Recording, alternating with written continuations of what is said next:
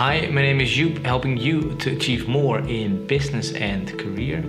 And part of my job is to headhunt people. That means calling people out of the blue, usually when they are at their job, and to ask if they would be interested in hearing more about a certain position. And for me, this has become quite normal over the years. But sometimes when I hear people, their response, I realize that this is not a very normal conversation to have for most people. Usually I catch people off guard, and I can tell that although I try to put them at ease and make them feel comfortable, they don't always know how to respond. That's why in this video I will give you some pointers on what to say when you are not interested, when you are interested, and how to find out the true intentions of the headhunter.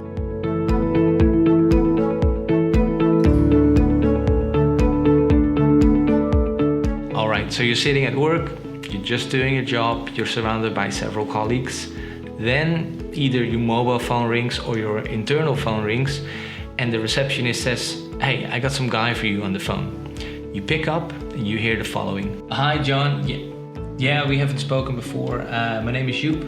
I help my clients to fill very niche engineering positions.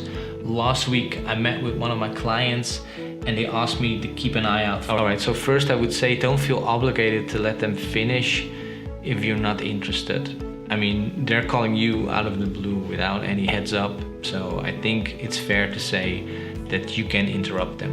Don't be rude about it, but just say something like, whoa, sorry man, sorry to interrupt. I'm flattered, but I'm very happy as well where I'm working now, so I'm not interested. I always say try to be nice, because you never know if this person in the future turns out to be someone that can really help you when you are looking for a new position. Also, if you hang up angry without saying anything, you most likely will just stay in the person or the company, their database.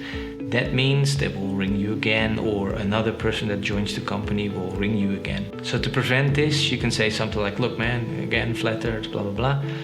And I'm always open to hearing about other opportunities, but not when I'm working. So please make a note in your database, say, don't call me, but just approach me on LinkedIn, and I'll promise I will always just give you a response." Now, if you are interested, but you're surrounded by colleagues and you might not want them to know that you have a headhunter on the phone and you're gonna talk about a new position, you can say the following. "I'm sorry, I'm working on something totally different at the moment. Quite busy actually, but I can pick this up later for you. If you just give me a call back on 06. Now, although this response doesn't really match what this person is asking of you, but an experienced headhunter will know that you probably have more people in the room, and you don't want to give away who you have on the phone at that point. Also, to make this conversation a bit shorter, make sure to give them your cell number, because if they came through the switchboard, they probably don't have this. And in addition to giving your cell number, you can ask them to call you back at a specific time. So you say, "I don't have time now, call me back after 6 p.m. And trust me, a headhunter that's really interested in you, they will call you back at that time." All right, so they call you back at whatever. You hear a bit more about the role and you're interested enough to move forward in the process. Now it is time to find out the true intention of the headhunt. And you might think, well, that's obvious, right? They want to put me forward for the role they're working on for their client. And yes, that's true, I think in 90% of the cases, but especially young recruiters or startup firms, they really need CVs, and there might not be an actual role. Okay, so they might just want to use your CV for a business development purpose. But of course, they're not going to say this. They're not going to ring you up and say, "Look, we're just starting out. We don't really have a database with CVs, but would you mind sending me your CV so we can market this out and we gain some traction within the market?" Yeah, so small chance, right, that in this case you will send your CV. So some companies use this as a little trick to gain more CVs.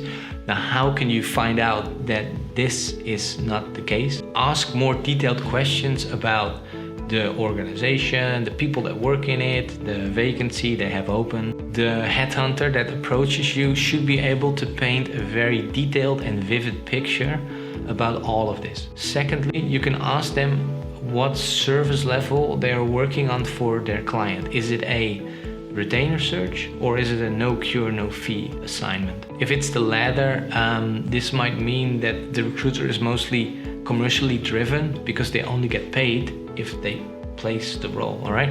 And so if it's a retainer assignment, you can feel a bit more comfortable that this recruiter is actually really well partnered with the organization they're working for. Finally, I would say if you have a good feeling about all of this, sure, go ahead and share your CV.